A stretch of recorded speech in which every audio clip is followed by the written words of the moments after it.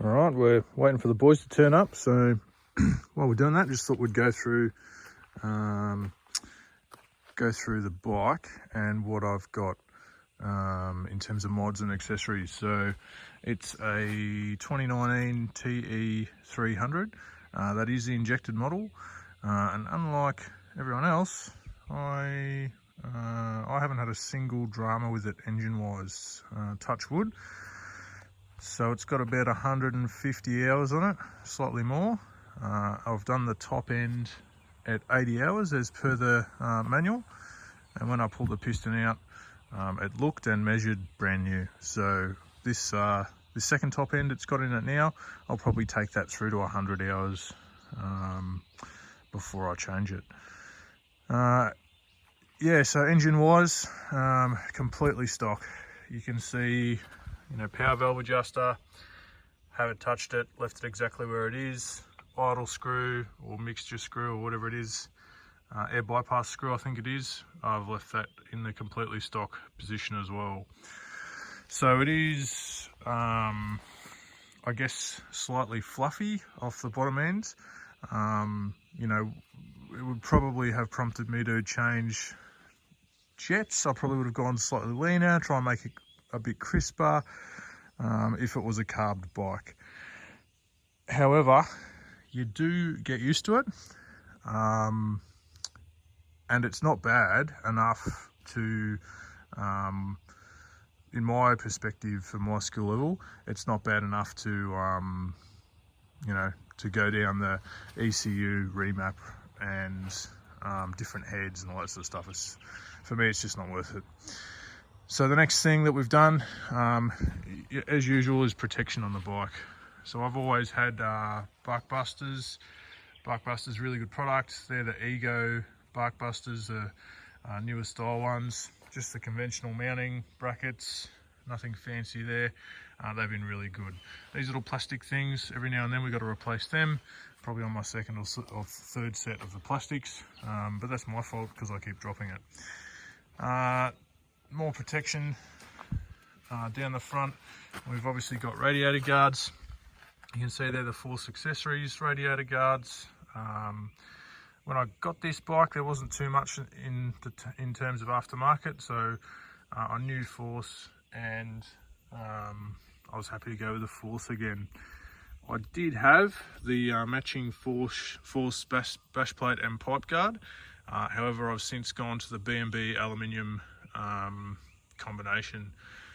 And I must say, from a bloke who's had Force everything on all of his bikes, the B&B bash plate is far and away better in terms of engineering, strength, protection, looks, functionality. It's awesome. The reason I went to this, you can kind of see down on the bottom of my frame rails there, we've got a bit of paint coming away, a little bit of rust starting to form. Well, that's as a result of, I believe, the way the Force bash plate mounted, and also, I don't know whether you can see it, but you can see that rust forming on top of the frame rails there, again from the Force bracket. The Force bracket was also steel threads into an alloy block in terms of mounting, and it threaded every other day.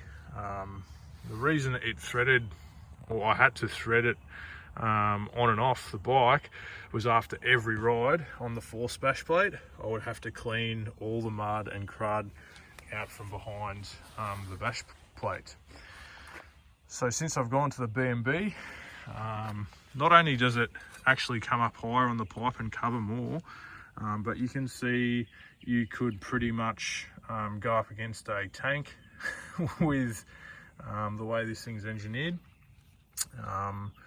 So not only is it stronger and covers more of the pipe, but also I don't get, you get a little bit of stuff down behind the bash plate there, but just because of the way the bash plate's formed and the drainage holes it has in there, you can just give it a quick hit with a hose when you get home and it all tends to come out.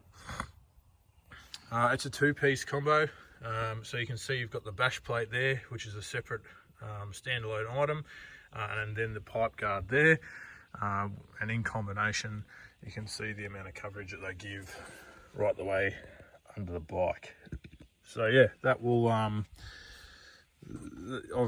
a convert to B&B.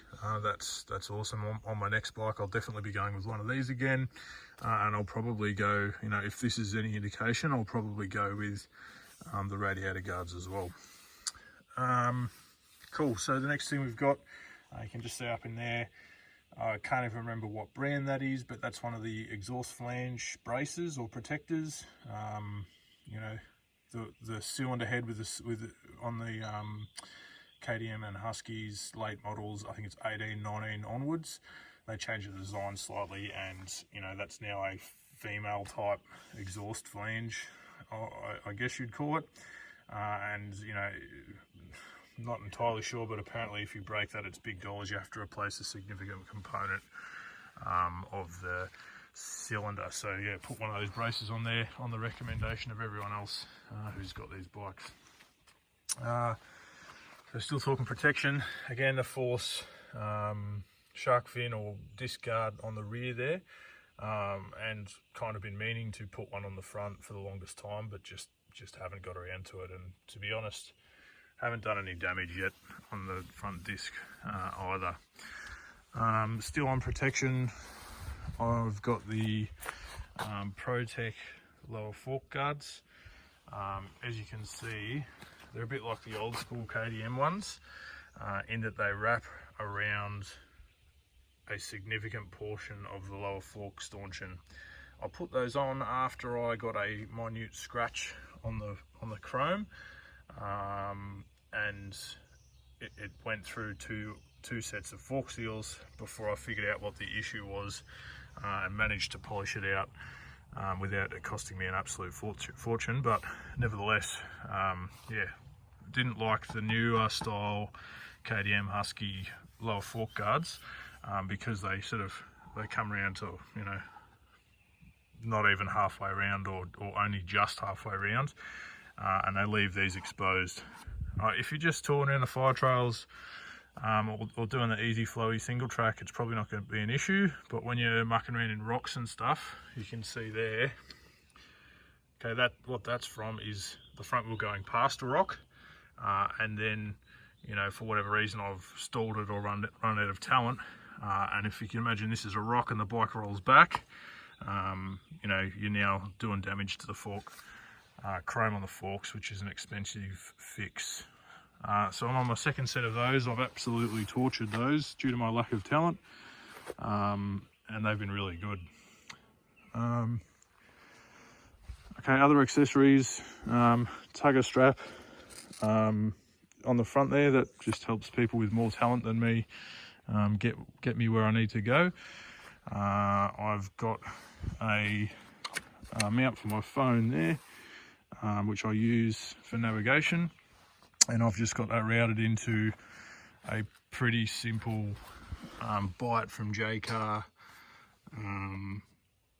USB power source, which is wired directly to the battery.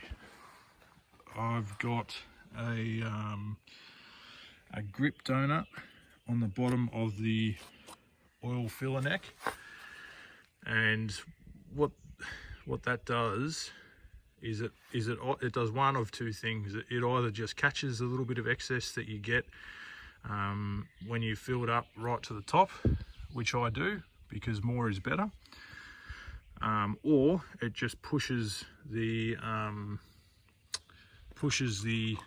cap up enough so that it seals.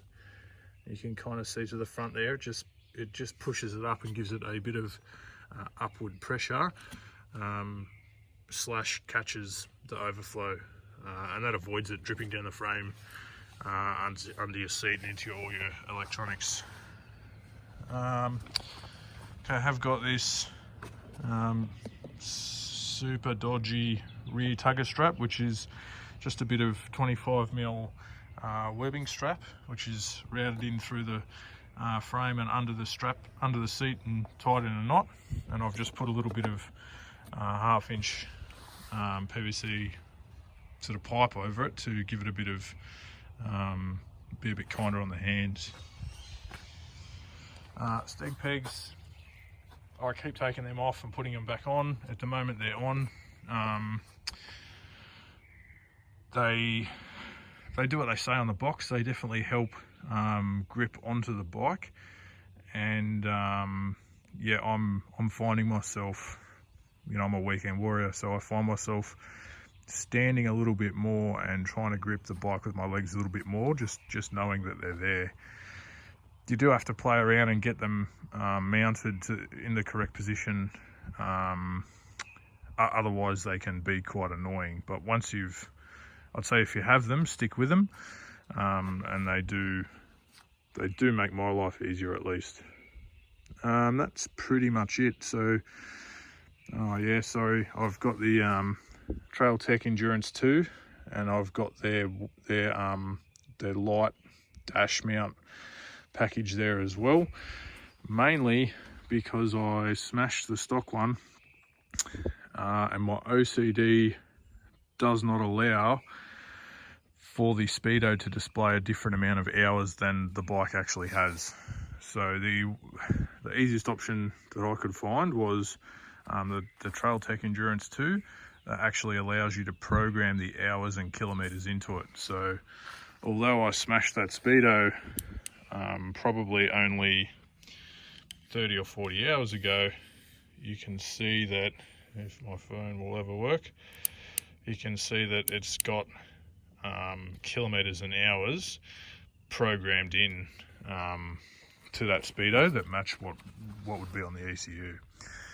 So that's the main reason I went with that. There is a bit of jigging around to make that all work. You do have to, there's a bit of a wiring diagram, which if guys are interested, I can put in the description, which allows you to figure out what's what in terms of the warning lights. So I've got my oil light, engine light, fuel light and high beam indicators there, which replicates what the stock speedo has internal to it. Okay, damage that I've done. I've been through a front brake hose. Don't ask me how, but you know, somehow we've taken an impact there, which has pinched the front brake hose against the fork, and it's, you know, mangled the outer casing and got down to the braided casing underneath that plastic, and because it is a front brake and you do need them, I replaced it just to make sure that I wasn't going to have a surprise no front brake moment. Funnily enough, I've also been through a rear brake hose. So on all the bikes I've ever had, and my kids' bikes and all the bikes they've ever had and all the silly things we've all done on bikes, I've never ever seen or heard of a brake hose being damaged and requiring replacement. But here we are, this bike needed two, front and back. But you know, aftermarket, relatively inexpensive, pretty easy to do. I've been through, you know, all the consumables you would expect: brake pads, tyres. This bike had a bit of a reputation with poor spokes, and I have had a spoke snap on the rear. So, you know, when I had a look at it and had a look at how tight they'd become and worn they'd become, I just replaced all of the spokes on the rear wheel, but it's got the original rim. So I went with aftermarket spokes. So they're not the stock spokes that come with the bike. They're a different brand. I think they might be XL, which, you know, 120 bucks for a complete set of spokes, and about 4 beers in the garage, and there you go. I've done chains and sprockets and fork seals, nothing you wouldn't expect for a bike of this vintage or this amount of hours on it. And yeah, in terms of damage, that's pretty much it. What I will say is that white plastics are a stupid idea for a bike that is used in Australia, particularly with where I live, and after the bushfires went through, it was just completely trashed. Completely trashed plastic, scratched, stained, and the white plastic really showed up all the black soot. and stuff that was coming, that was, as a result of the bushfires. So went to the blue, and then last real thing is the seats on these new Huskies or 2019 models. Worst thing I've ever sat on in my life. Went through 2 seats, multiple seat covers, and it was still worse than just sitting on a piece of wood. So wasn't going to pay the exorbitant prices that we pay in Australia for seat concept stuff, although I have used them before and they are awesome. So split the difference and got one of these, a Cerbis or a Cherubis, or however you say it, X seat, and that has no seat cover. So we've got the seat base, and then we have a big piece of foam, which has only now just started to show any damage. But up until now, damn it, just noticed that. Up until now, that's been really good, quite comfy and grippy, and has taken an absolute pounding. Yep. But that's probably got 50 hours of Gumby use on it, so not too bad. Yeah, so that's pretty much it. It's probably a long enough video for you all, but on the whole, pretty happy with the bike, pretty happy with how it performs. I'll take it out to about 200 hours, and then it'll be new bike time in a few months. So overall, good. I'm happy. I guess the conclusion is, if you want a bike that you can just hop on and ride and not have to jet and tune and worry about, this is an option for you. However, and it is a very good option. However, I'm not sticking with the brand. I'm going to something else, mainly due to the TPI system just costs more to run. Every time you do a top end, you need to do the oil pump in there, which is the oil pump in Australia costs about as much as a complete top end on any other bike. So for me, that's what's put me off, and I'm going to be going elsewhere. So stay tuned to see what that is. Righto, bye.